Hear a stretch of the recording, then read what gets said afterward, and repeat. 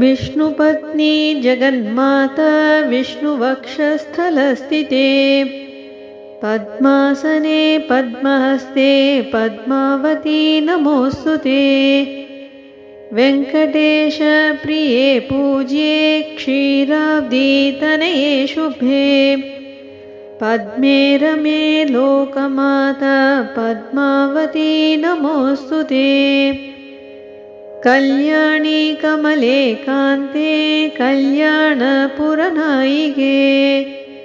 कारुण्यकल्पलतिके पद्मावती नमोऽस्तुते। सहस्रदलपद्मस्ते कोटिचन्द्रनिभानने पद्मपत्रविशालाक्षी पद्मावती नमोऽस्तुते। सर्वज्ञे सर्ववरदे सर्वमङ्गलदायिनी सर्वसम्मानिते देवी पद्मावती नमोऽस्तुते। सर्वहृद्हरावासे सर्वपापभयापहे अष्टैश्वर्यप्रदे लक्ष्मी पद्मावती नमोऽस्तुते।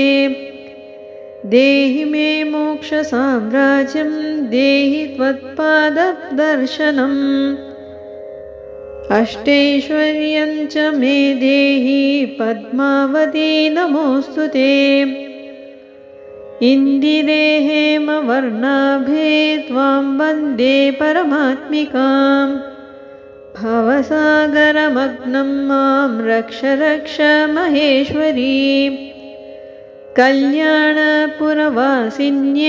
नारायण्यै श्रियै नमः श्रुतिस्तुतिप्रगीतायै देवदेव्यै च मङ्गलम्।